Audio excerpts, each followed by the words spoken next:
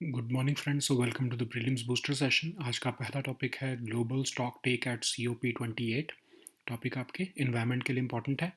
तो सबसे पहला ग्लोबल स्टॉक टेक जो है वो UNFCC की COP28 में जो है होने वाला है। ये ग्लोबल स्टॉक टेक जो है सबसे पहली बार हो रहा है जब से पेरिस एग्रीमेंट साइन हुआ है। एक्चुअली में तो 2023 में होना था ये। आई एम सॉरी, एक्चुअली में तो ये हर 5 साल बाद होना होगा। लेकिन जो सबसे पहला ग्लोबल स्टॉक टेक है वो ये डिसाइड किया गया था 2015 में कि सबसे पहली बार हम 2023 में करेंगे, उसके बाद हर 5 साल में ये स्टॉक टेक किया जाएगा। COP28 अगर आप देखो तो आपको पता ही है कि इंटरनेशनल फोरम है जहाँ पर नेशंस कलेक्टिवली क्लाइमेट क्राइसिस के बारे में डिस्कशंस करते हैं और एजेंडा के ऊपर बात करते हैं कि जैसे कि हम कैसे 1.5 डिग्री सेल्सियस से जो है ग्लोबल टेम्परेचर को रिस्ट्रिक्ट कर सकते हैं, वल्नरेबल कम्युनिटीज़ को कैसे सपोर्ट कर सकते हैं, नेट ज़ीरो एमिशंस 2050 तक कैसे अचीव कर सकते हैं।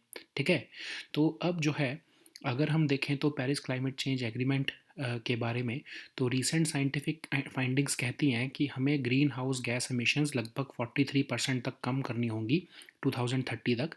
कौन से लेवल्स पर? 2019 के लेवल्स पर। ठीक है, अब जो ये ग्लोबल स्टॉक टेक है, ये एक ऐसा प्रोसेस है जिसमें कंट्रीज़ और स्टेक होल्डर्स ये देख सकेंगे कि वो कितना प्रोग्रेस कर रहे हैं क्लाइमेट चेंज से रिलेटेड, जो पेरिस क्लाइमेट चेंज एग्रीमेंट के गोल्स को अचीव करने में।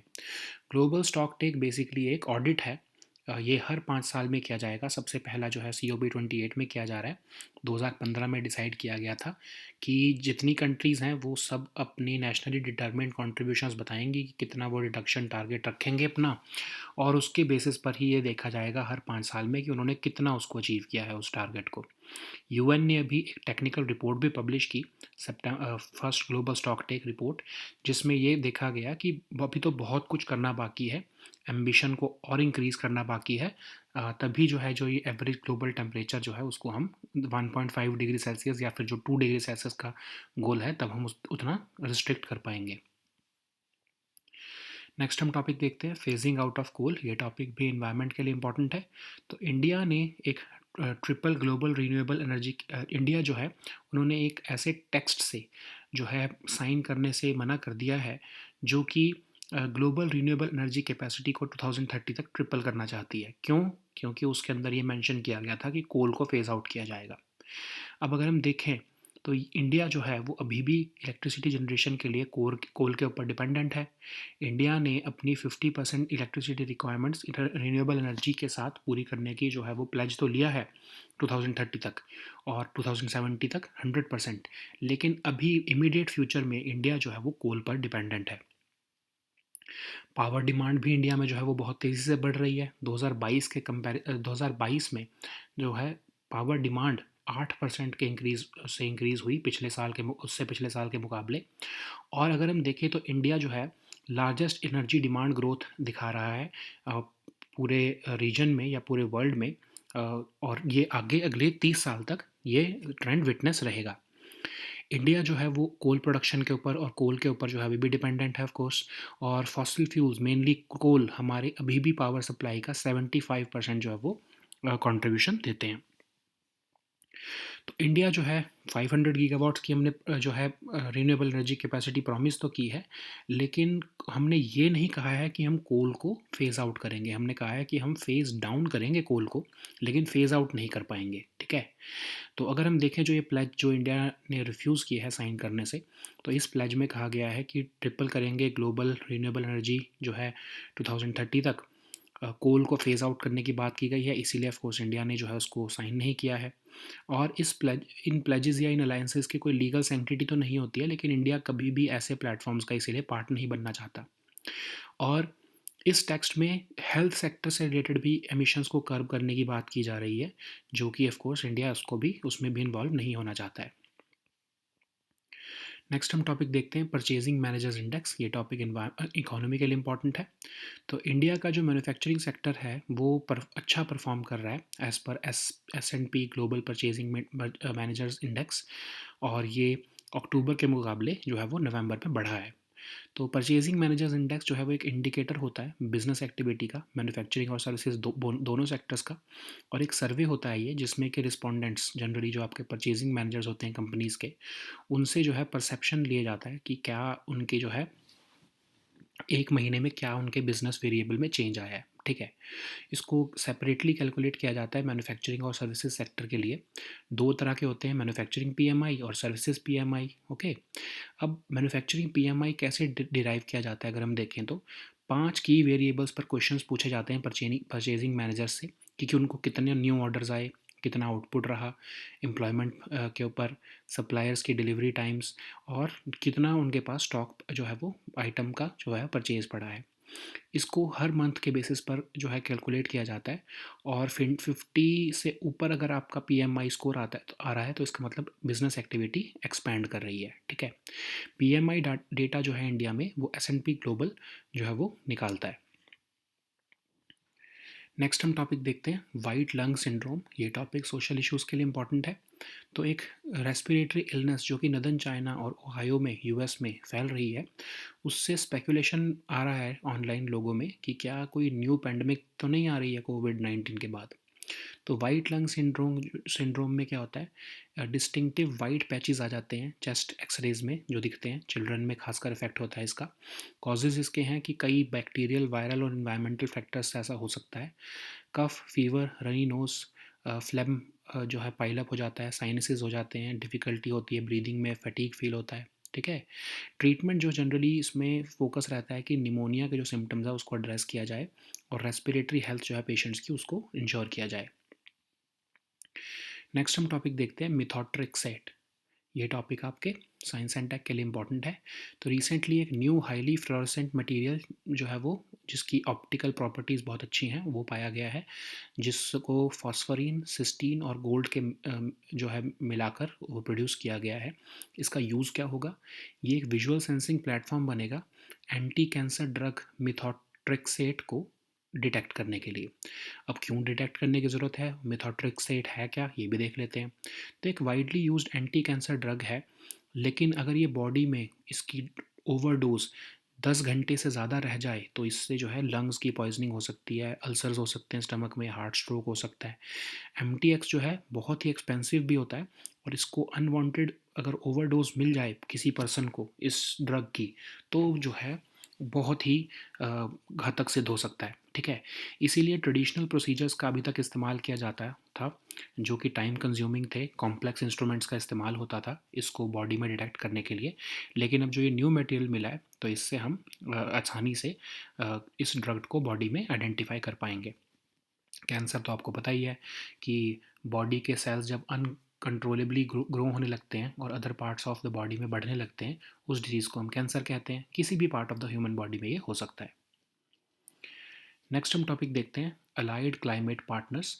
ये टॉपिक आपके इन्वायरमेंट के लिए इंपॉर्टेंट है। तो COP28 में अलाइड क्लाइमेट पार्टनर्स ने इंटरनेशनल फाइनेंस कॉरपोरेशन के साथ जो है वो जो है वो एक एग्रीमेंट किया है कि क्लाइमेट फाइनेंसिंग की जाएगी 111 बिलियन डॉलर तक की, जो कि इन्वेस्ट किए जाएंगे डेवलपिंग कंट्रीज़ में। तो अलाइड क्लाइमेट पार्टनर्स क्या है, एक फिलेंथ्रोपिक इन्वेस्टमेंट ऑर्गेनाइजेशन है, जो कि बैंकेबल क्लाइमेट रिलेटेड प्रोजेक्ट्स जो है एमर्जिंग मार्केट्स में जो है वो बनाने की एक तरह से मिशन रखता है। इसका इनिशियल फोकस जो है वो south east Asia, Caribbean, central America, Africa और इंडिया में है। और आईएफसी क्या है, आईएफसी तो हमने पता ही है हमें, वर्ल्ड बैंक ग्रुप का ही एक मेंबर है। 1956 में इसको बनाया गया था, और ये प्राइवेट सेक्टर जो है वो डेवलपिंग कंट्रीज़ में उसको डेवलप करने के लिए ट्राई करता है, और डेवलपिंग कंट्रीज़ को हेल्प करता है कि वो किस तरह से अपने उस कंट्री में प्राइवेट सेक्टर को डेवलप कर सकते हैं। ठीक है, नेक्स्ट हम टॉपिक देखते हैं, नेवी डे। ये टॉपिक आपके सिक्योरिटी के लिए इंपॉर्टेंट है। तो इंडिया जो है हर साल नेवी डे 4 दिसंबर को ऑब्जर्व करता है, और ये इसलिए मनाया जाता है क्योंकि ऑपरेशन ट्राइडेंट 1971 की इंडो पाक वॉर में, उसमें इंडियन नेवी ने एक बहुत ही अहम भूमिका निभाई थी। और इस बार का आपको पता ही है, नेवी डे जो है सिंधुदुर्ग फोर्ट पर जो है वो ऑब्जर्व किया गया है। ठीक है, तो एक तरह से ग्रेटर आउटरीच के लिए जो है ये नेवी डे सेलिब्रेशंस की जाती हैं। नेक्स्ट हम टॉपिक देखते हैं, फूड फैंटम। ये टॉपिक आपके सिक्योरिटी के लिए ही इंपॉर्टेंट है। तो साइबर सिक्योरिटी फर्म प्रोमोन, उन्होंने एक नॉवल एंड्रॉयड मालवेयर आइडेंटिफाई किया है जिसका नाम फोर्ड फैंटम है, और ये वर्चुअलाइजेशन का इस्तेमाल करके एप्लीकेशंस को टारगेट करता है। ये एक ऐसा मालवेयर है जिसको मैसेजिंग सर्विसेज के थ्रू प्रोपेगेट किया जाता है और बैंकिंग कस्टमर्स को जो है वो डिसीव किया जाता है। ठीक है, खासकर इसको साउथ ईस्ट एशिया में देखा गया है कि बहुत तेज़ी से फैल रहा है ये। इसमें होता क्या है कि एक ईमेल, एसएमएस या मैसेज आएगा और यूज़र्स को लगेगा कि कोई लेजिटिमेट बैंकिंग ऐप का जो है ये लिंक है, उससे वो उस ऐप को गलती से डाउनलोड कर लेंगे और फिर उनको कस्टमर सर्विस रिप्रेजेंटेटिव्स कॉल करेंगे और ऐप को रन करने के लिए गाइड करेंगे। ठीक है, जब ये ऐप को वो जो है इंस्टॉल करके रन करेंगे तो उनके जो है क्रेडेंशियल स्टील कर लिए जाते हैं और ऑफ कोर्स फिर जो है अटैकर्स जो हैं उनकी फाइल्स, मेमोरी, कोड जो है उनके अदर ऐप्स में वो सब इंस्टॉल कर लेते हैं और फिर उनका सिस्टम को जो है वो कॉम्प्रोमाइज़ कर देते हैं। ठीक है, so now let us see all these topics in English.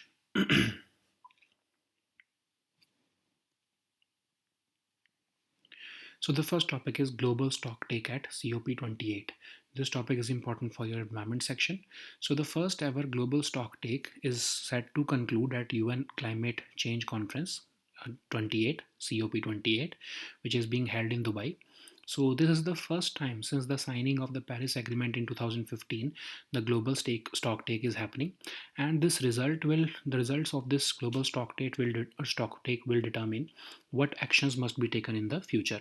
Okay, so about COP28, we all know that it is the principal international forum where nations convene to collectively combat the climate crisis, and the main agendas include restricting the global temperature rise to 1.5 degrees Celsius, supporting vulnerable communities impacted by climate change, and achieving net zero emissions by 2050. Okay, so what is the significance of this COP28? So, the recent scientific findings have indicated that there is an urgent need to slash greenhouse gas emissions by 43% by the year 2030 compared to 2019 levels if we want to limit the rise to 1.5 degrees Celsius by the end of this century. Okay, so what is global stocktake? So global stocktake is basically a process for countries and stakeholders to see where they are collectively making progress.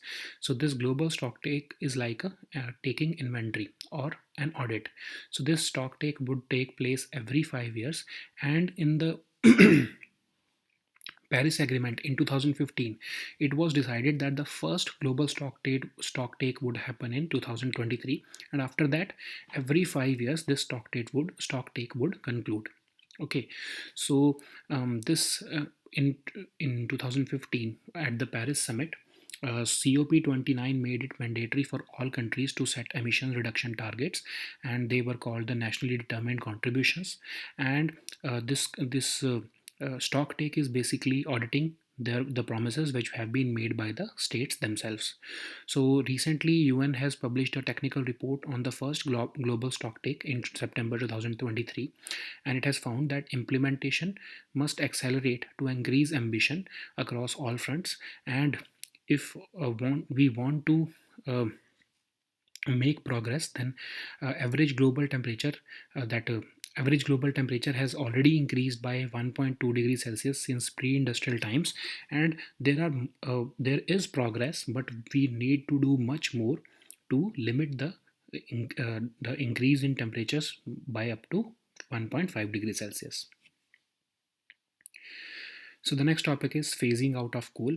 This topic is important for your environment section. So India has refrained from signing a pledge which aims to triple global renewable energy capacity by 2030. But why we have not signed it? Because the draft text is mentioning about phasing out of coal. Okay, so phasing out coal. So India has said that it continues to rely on coal for electricity generation for the foreseeable future. And even though we have promised that we will be meeting 50% of our electricity requirements from renewable energy sources by 2030 and 100% by 2070, it does not mean that we would phase out the coal altogether. Okay, we have seen that power demand in India is surging in 2023 as compared to the year 2021. The power demand grew about 8%, and India will witness the largest energy demand growth of any country or region in the world over the next 30 years. So this has been said by the International Energy Agency. So India has rather doubled down on its coal production. Fossil fuels, mainly coal, still provide 75% of our power supply. Okay, so what is next now? So India, of course, aims to reach the 500 gigawatt of renewable energy capacity by 2030, as we have promised already. But it does not mean that we would phase out the coal. We have rather promised that we would only phase down the use of coal. Okay.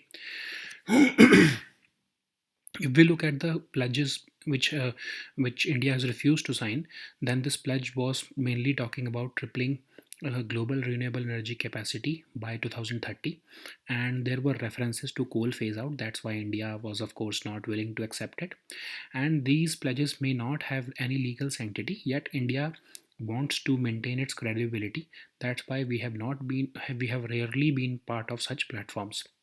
So the text has also certain references which talk about curbing emissions from the healthcare sector, which of course India does not want to align itself with such kind of sectoral approaches. Okay. So the next topic is Purchasing Managers Index. This topic is important for your economy section. So India's manufacturing sector has continued to perform better as per the recent findings of S&P Global Purchasing Managers Index, which has risen to 56 in number in November. And this PMI is basically an indicator of business activity. It shows the progress or expansion or a contraction in the activity at both manufacturing and services sector. So generally what happens is that it is basically a survey which asks the respondents, the purchasing managers in this context, about changes in their perception of some key business variables from the as compared to the month before. So these variables are calculated separately for both manufacturing and services sector. That's why there are two types of PMI: manufacturing and services PMI. So how is this manufacturing PMI derived? So the questions are related to five key variables like how much there were new orders, output, what was the level of output, employment, suppliers, delivery times, and stock of the items purchased. So these type of questions are asked from the purchasing managers, and this survey is conducted on a monthly basis. And it any number which is greater than 50 indicates that there is expansion in business activity. Okay, so this PMI data for India is released by S&P Global.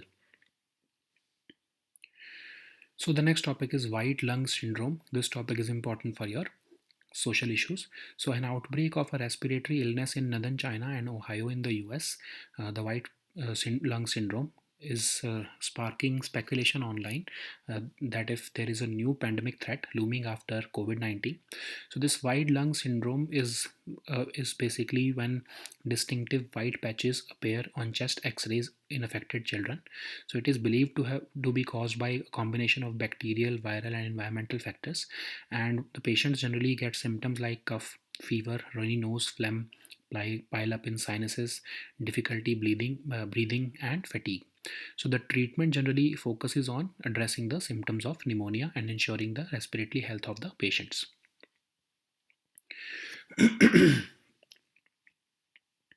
So the next topic is methotrexate. This topic is important for your science and tech section. So recently, a highly fluorescent material with exceptional optical properties has been developed using phosphorine, cysteine, and gold, and it can be used as a visual sensing platform for detecting anti-cancer drug called methotrexate. So methotrexate is a widely used anti-cancer drug, and why we need to identify it, because if it remains in the system for more than 10 hours, then it can lead to poisoning effects on the lungs, ulcers of the stomach, and even heart stroke. MTX is very expensive, and any unwanted overdose can lead to fatal consequences for the patient. That's why the traditional procedures to detect these overdose is time consuming, and it involves very complex instrumentation. But now with this new discovery, the process can be made smooth. So what is cancer? We all know that it is a disease in which some of the body cells grow uncontrollably and spread to other parts of the body, and it can start almost anywhere in our human body. So the next topic is allied climate partners. This topic is important for your environment section. So at COP28, allied climate partners have joined the hands with International Finance Corporation in a climate financing venture to generate $11 billion in investments in developing countries. So allied climate partners is a philanthropic investment organization which aims to increase the number of bankable climate related projects and businesses in emerging markets. It is initially focusing upon regions like Southeast Asia, Caribbean, Central America, Africa, and India. It was founded in 1956, and India is it is a member of the World Bank Group, and the mandate of the IFC is to ensure and encourage growth of private sector in developing countries, and it also helps countries to develop their private sectors in a variety of ways. So the next topic is Navy Day. This topic is important for your security section. So India observes Navy Day on 4th of December every year, and the aim is to acknowledge the role of Indian Navy, especially its achievements in Operation Trident, which happened during the 1971 Indo-Pak War. We all know that this year the Navy Day was celebrated at Sindhudurg Fort, and Navy Day celebrations are aimed to foster greater outreach amongst our citizens and highlight the Navy's contributions towards our national security. So the next topic is Ford Phantom. This topic is important for your security section. So cybersecurity firm Promon has identified a novel Android malware named Ford Phantom, which employs virtualization to target applications. So it basically propagates through messaging services, and it is engineered to deceive banking customers. It zeroes in on users within Southeast Asia, mainly the countries of Malaysia, Thailand, Indonesia, Singapore, and Vietnam. And it utilizes email, SMS, and messaging apps to entice users into downloading an app which looks like a legitimate banking app, which contains this malware. And then once this app gets installed, the attackers pose as customer service representatives, and then they guide the users through steps to run the app. This facilitates the attackers to gain access to files and memory, and they start conducting debugging and injecting the code into other apps also, and thereby gaining the access of the system. Okay, so these were our topics for today. We'll meet next time with new topics. Until then, goodbye and take care.